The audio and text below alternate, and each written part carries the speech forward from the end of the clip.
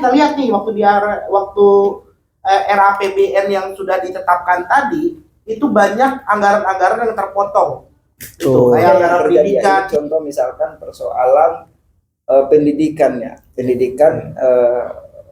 program Joko Widodo mengeluarkan Indonesia Cerdas Indonesia Pintar kan. Nah ternyata di beberapa daerah itu tidak sampai. Nah tapi pelaporan di setiap dinas atau ini kan ya semua berjalan normal, padahal sampai di tingkat bawah itu tidak ada realisasi. Artinya jangan sampai program makan siang gratis ini dia juga mengalami hal yang sama seperti Indonesia Pintar. Perlu ada orang-orang yang berintegritas tinggi di setiap lembaga-lembaga untuk bagaimana caranya mensukseskan kegiatan program makan siang gratis dengan efektif dan efisien. Jangan sampai sama seperti dulunya, karena jangan sampai ini cuman hanya program yang untuk diberikan kepada tim-tim pemenangan atau oknum-oknum yang lainnya untuk jatah mereka atas kemenangan Pak Prabowo gitu.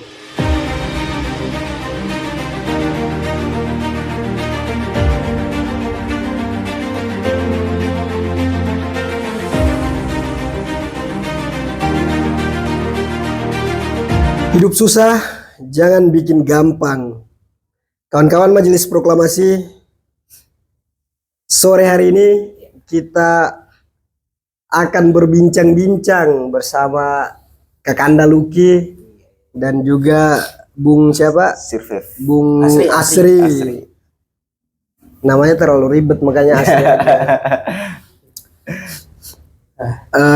Pada Pilpres kemarin, kawan-kawan Majelis Proklamasi, salah satu program yang kemudian ditawarkan oleh Presiden terpilih Pak Prabowo dan juga Mas Gibran itu adalah makan siang gratis.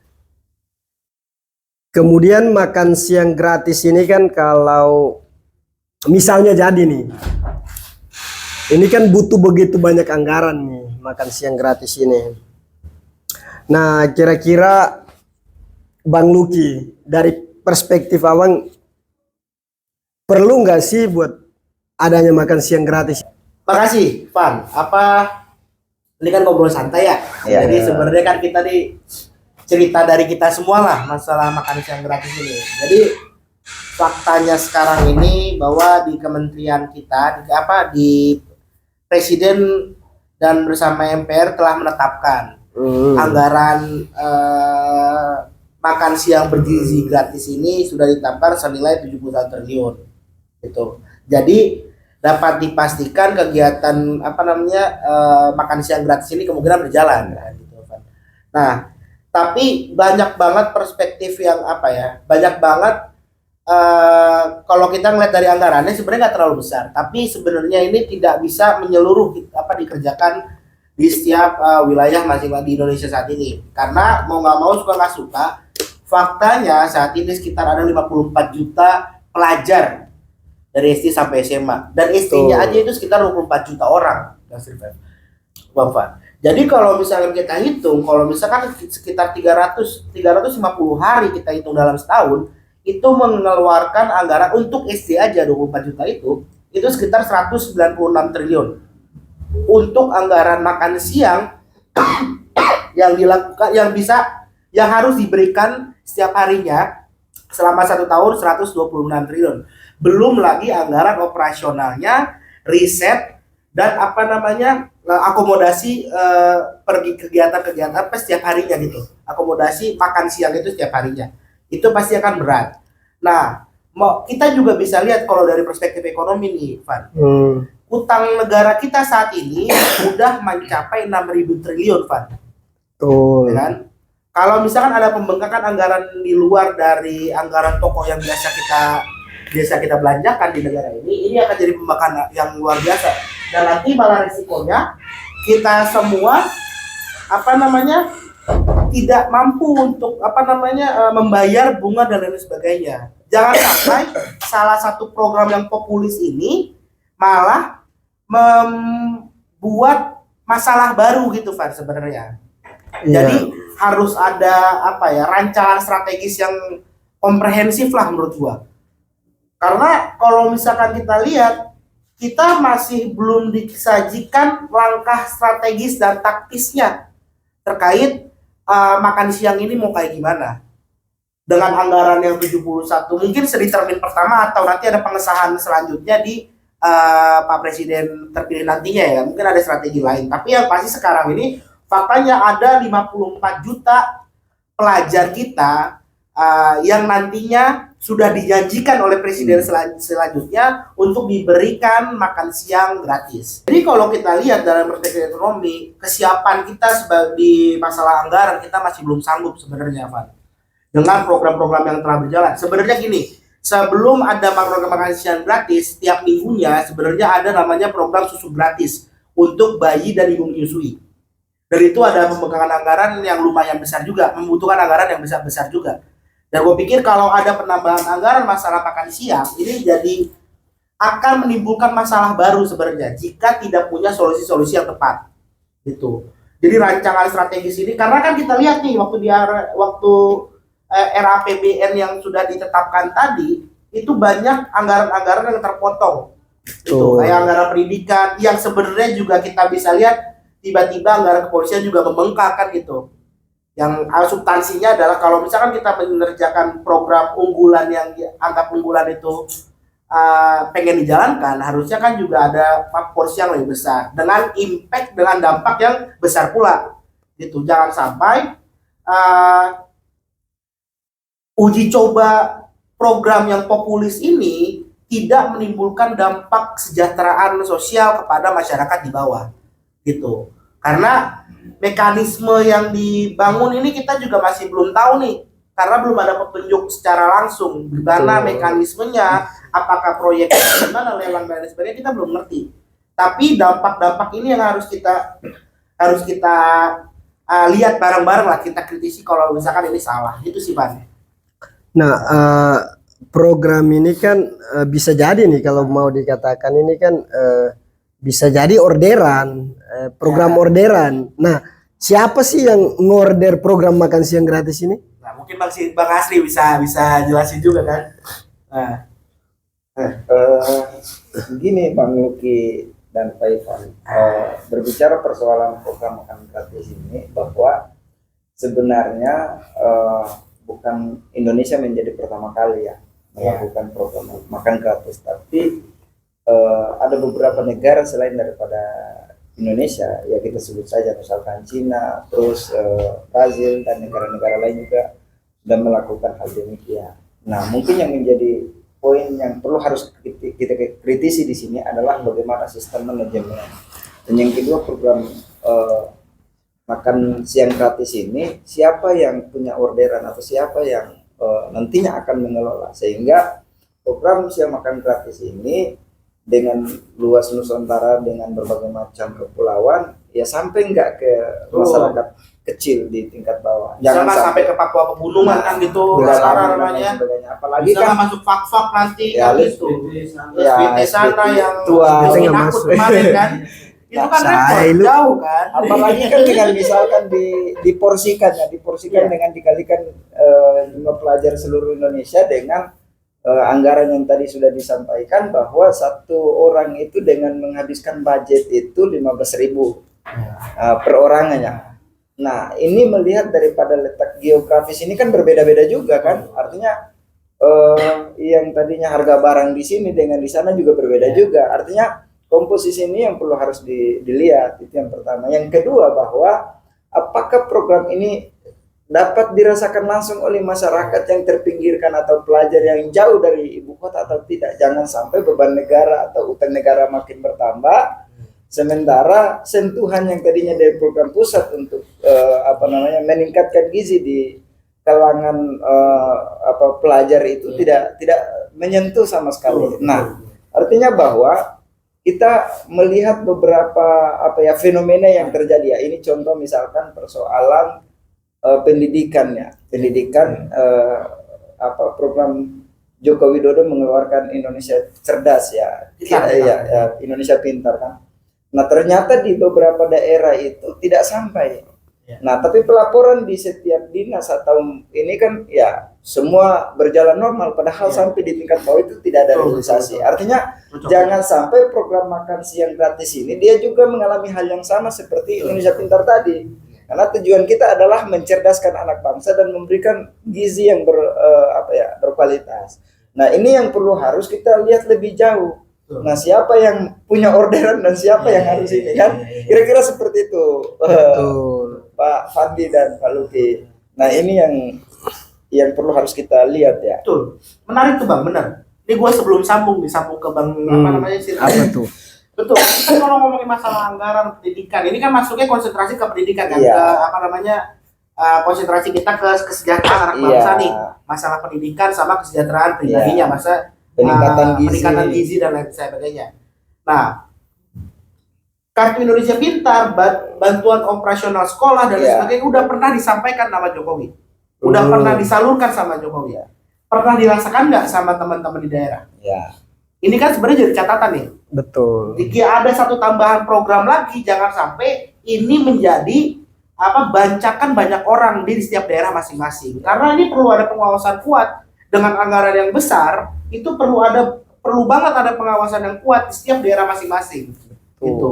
Jadi gue pikir mekanismenya ini perlu kita sama-sama lihat. Jangan sampai ini cuma sekedar bancakan proyek untuk orang-orang yang bermain di wilayah, bermain di wilayah pendidikan. Ya. Bisa jadi tim suksesnya atau gimana kita nggak tahu lah. Ya. Tapi yang pasti masalah-masalah gini kan masalah-masalah krusial fundamental lah.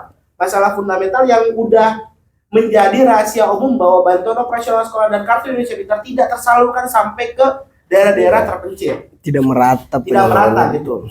Ya kan?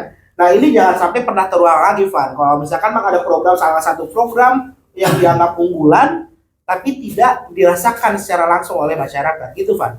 Ya, memang benar sih fenomena-fenomena terkait dengan program-program di bangsa ini kan selalu pasti ada kendala di proses penyaluran atau proses pemerataan penyalurannya tersebut. Makanya kita berharap pada nantinya Pak Prabowo dan Mas Gibran ini harus benar-benar mengawasi nih, betul-betul melakukan pengawasan secara objektif, secara ketat terhadap program makan siang ini. Karena takutnya nih, misalnya kan kalau nggak diawasi kan ini kan nantinya meskipun nggak akan menjadi temuan, tapi kan ini kan uang negara, ya ini uang kita bersama kan. Begitu. Sebenarnya sederhananya kita lihat seperti ini. Misalkan anggaran program makan gratis ini, misalkan pemerintah lewat Menteri Pendidikan dia dikucurkan kepada siapa? Misalkan kepala dinas provinsi, kabupaten, kota sampai ke ke sekolah-sekolah katakanlah, atau ke siapa yang langsung mengelola.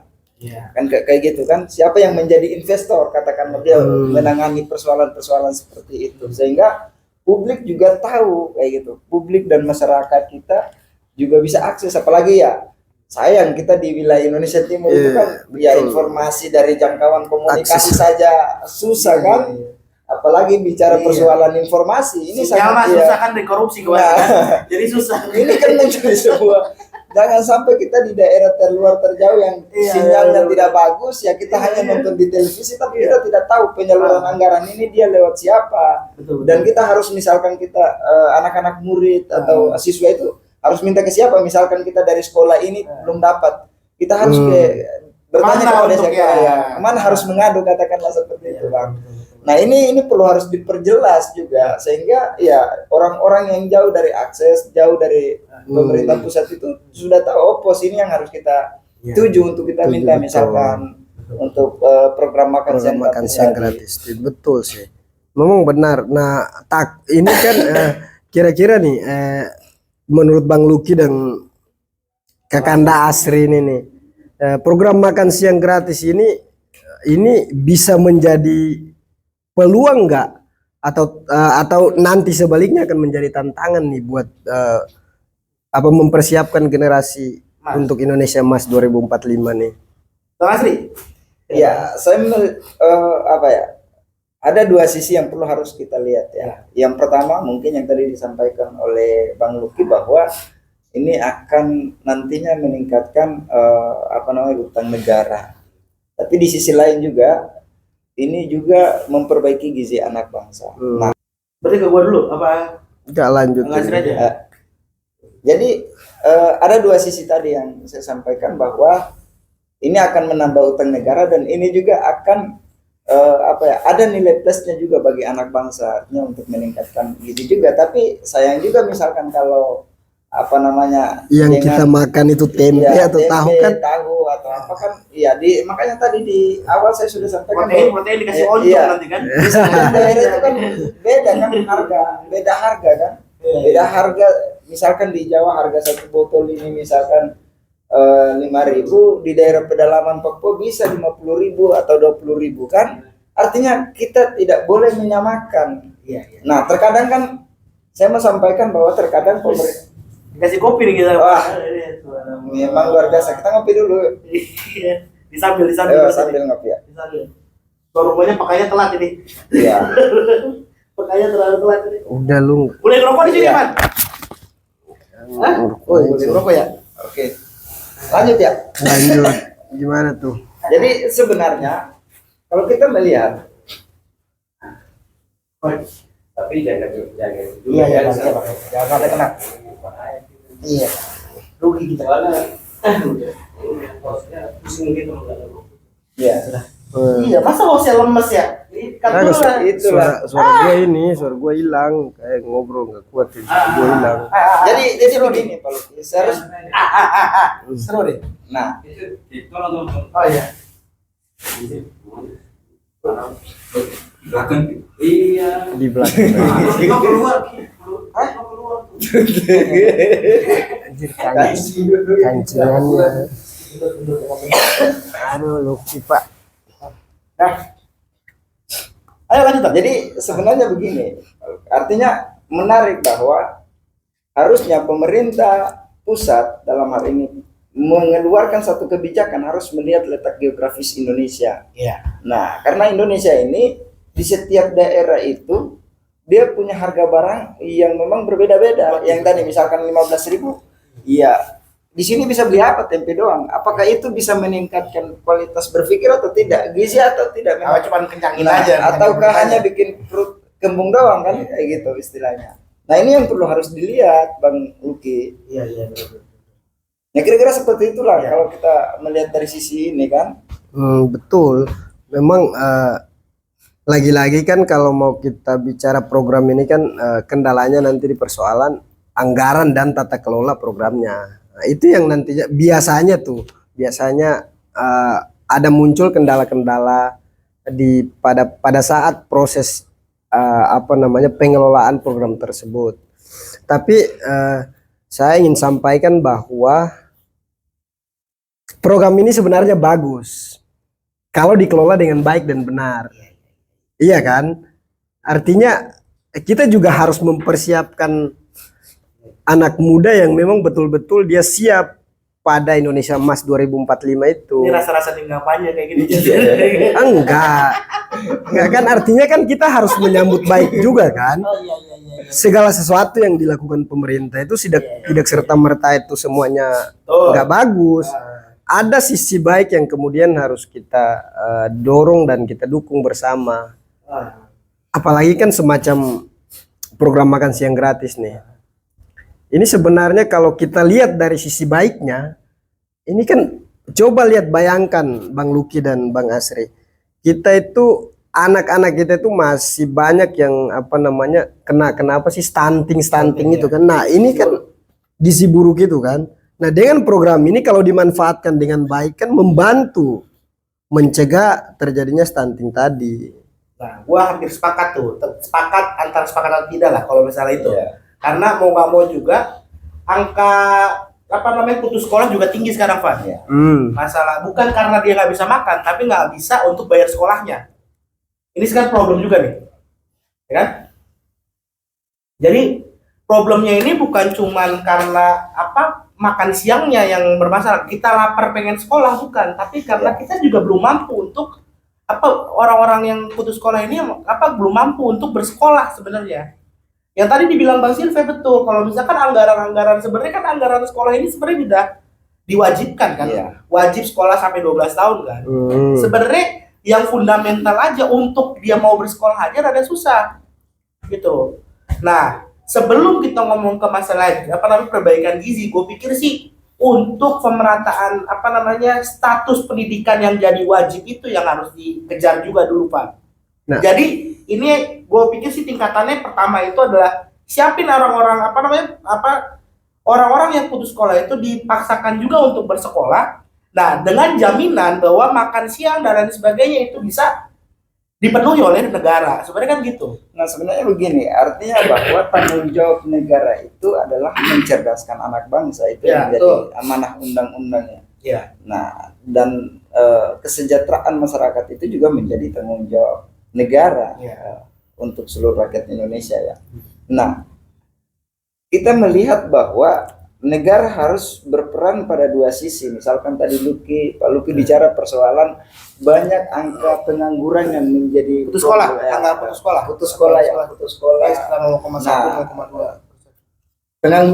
Pengangguran kan, pengangguran dan putus sekolah itu bukan menjadi hal yang ini lagi lah. Setiap tahun itu makin hari bukan berkurang tapi makin Iya, hari bertambah. Nah, padahal negara itu harus mencari solusi untuk menyelesaikan dua problem yang dihadapi. Yes, Untuk yang pertama itu persoalan perut dan persoalan tempat tinggal.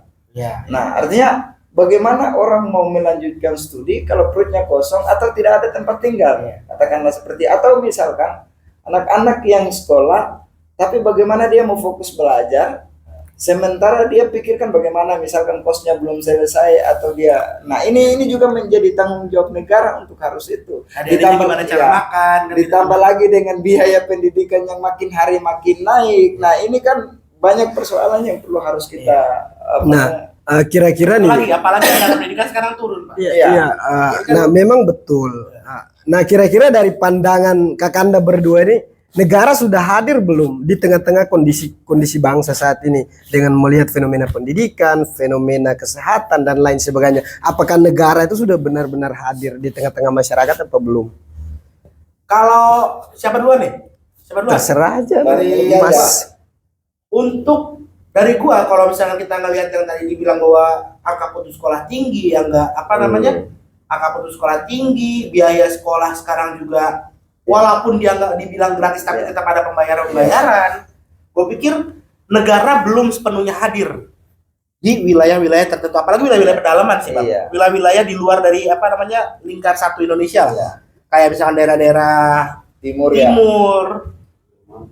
mana, SBT, Kalimantan. iya, itu lumayan tidak terjamah sebenarnya untuk apa namanya akses pendidikan yang layak sebenarnya, Van. Gitu. Malah sekarang lu lihat berita banyak. Jadi ada satu sekolah, satu kelas SMP itu, satu sekolah SMP itu, satu kelas-kelasnya itu sekitar 40 orang tidak bisa baca, Van. Maksud gua gini, berarti kepedulian orangnya pribadi nih, apa namanya pelajar itu tidak terlalu mementingkan masalah pendidikan sebenarnya, Van. Satu kelas loh, 40 orang di SMP tidak bisa baca. Maksud gua, ini fenomena pendidikan yang perlu dikritik sebenarnya, Van. Jadi bukan cuma karena masalah makan siang, tapi karena kemauan orang-orang belajar ini yang belum jadi kewajiban sebenarnya, Van. Belum termindset dari kepala mereka semua, di kepala orang pelajar-pelajar sekarang ini bahwa kita nih wajib untuk sekolah, untuk punya pendidikan yang baik, gitu. Sekarang malah disuruh lebih kerja cari uang daripada sekolah. Ya, iya. Betul. Bagaimana biar negara hadir? Bagaimana tadi Pak bilang mau negara hadir anak-anak Iya. Nah itu makanya idenya inilah, makanya kalau misalnya mudah-mudahan nih kepemimpinan selanjutnya ide gagasan mencerdaskan kehidupan bangsa itu benar-benar terilhami oleh apa namanya presiden saat ini. Karena benar tadi yang dibilang dari orang sebelah sana tadi kan dibilang itu bahwa prinsip yang dibawa oleh Pak Presiden Jokowi adalah kerja. Orientasi betul. Orang putus sekolah, orang sengaja putus sekolah karena ingin mencukupi diri dia nih, ya kan? Betul. Untuk perspektif yang dibangun oleh Pak Jokowi kemarin, ya kan?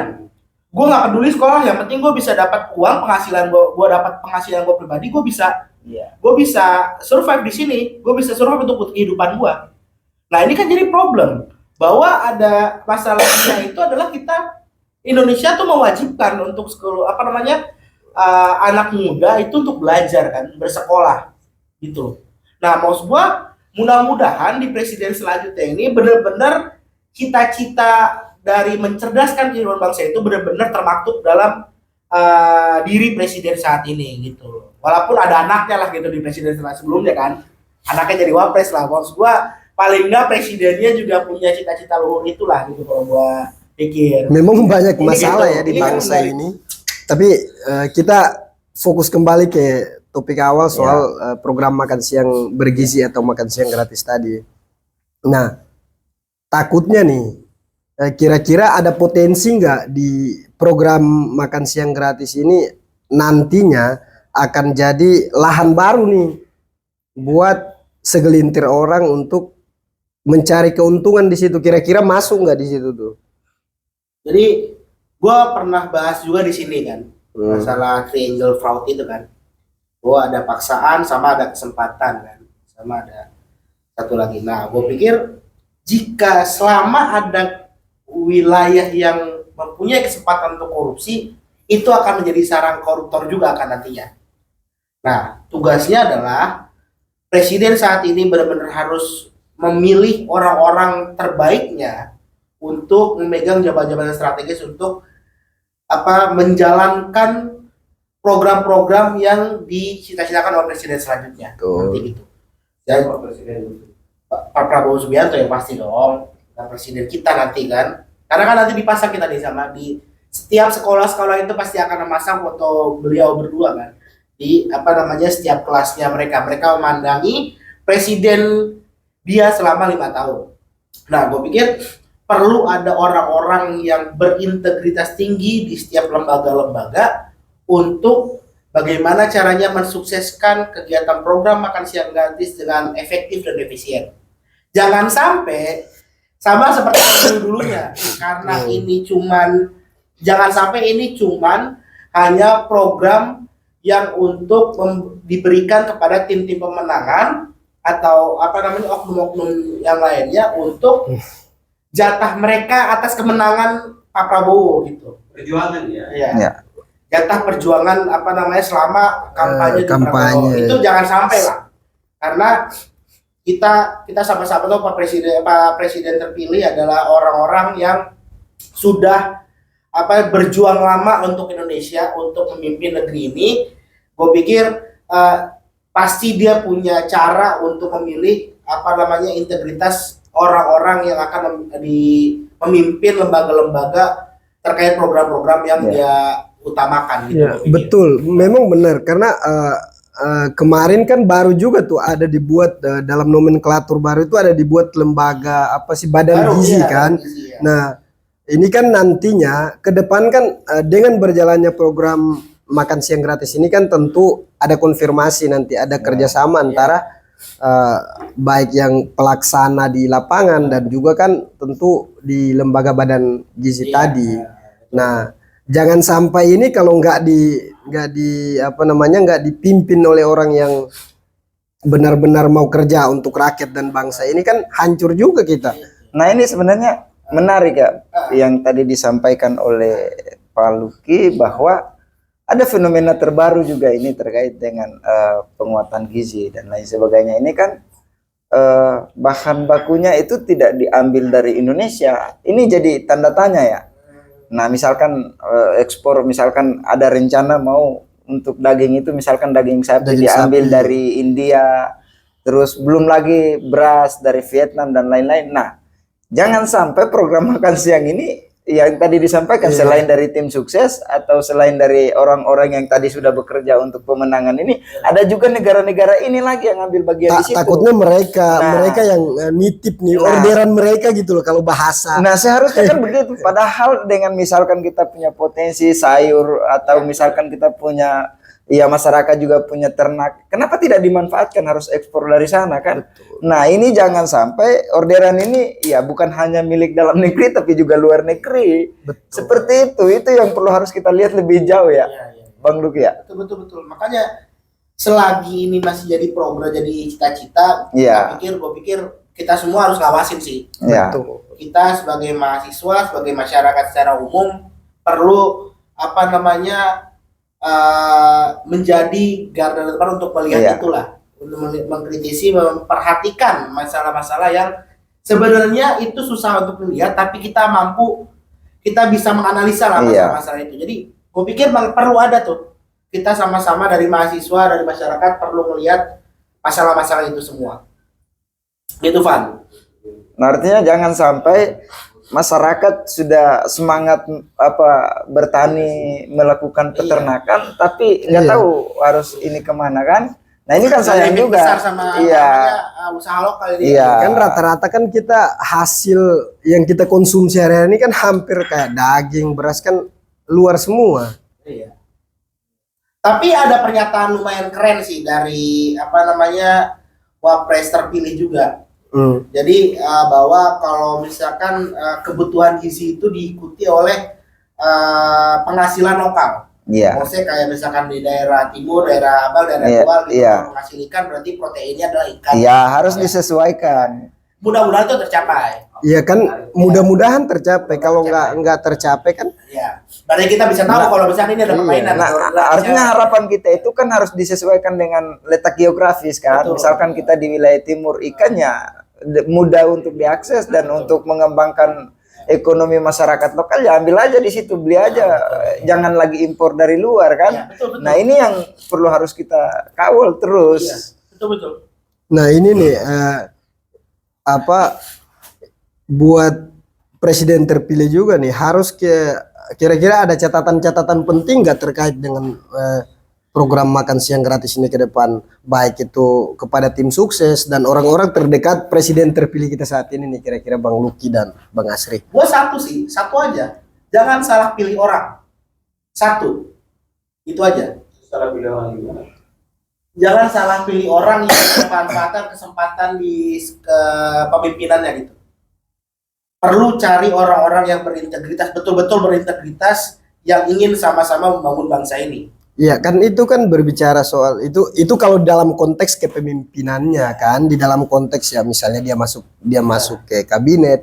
Nah tapi kan harus ada juga kira-kira pesan buat yang nantinya nih soal program makan siang gratis ini. Kira-kira ada catatan-catatan penting apa yang harus dilakukan atau sepertinya? Yang pertama begini, kalau kita lihat ya, yang pertama yang tadi saya sampaikan di awal, dia harus tersistematis, terstruktur dan tersistematis. Dari daerah, provinsi harus tersalurkan dan lembaganya juga harus jelas. Nah, sehingga sebagai masyarakat di tingkat bawah dapat mengawasi itu secara langsung. Misalkan ada lembaga khusus pengawasan terkait dengan peningkatan gizi, dengan anggaran per daerah itu langsung di situ kan. Jadi misalkan daerah ini tidak sampai, masyarakat langsung mempertanyakan atau langsung melaporkan ke instansi tersebut, sehingga pengawasan itu tidak hanya lewat lembaga-lembaga tertentu, tapi masyarakat ikut terlibat dalam mengawasi hal demikian. Nah, ini yang paling penting sih. Sepakat. Karena pengawasan dari bawah itu yang paling gampang sebenarnya. Apalagi sekarang ini kan no viral no justice kan. Iya. Lu tinggal videoin sebentar, ngeliatin kalau misalkan itu tempat makannya belum ada dan sebagainya, atau lauknya bisa langsung terlaporkan sebenarnya, Van. Atau lauknya tidak sesuai dengan budget yang diturunkan, ya tinggal ini aja kan langsung. Jadi langsung biar langsung masuk ke situ. Betul. Nah, Jadi iya, laporan itu bisa sekarang ini alhamdulillah kita juga dibantu sama meningkatnya sumber informasi lah.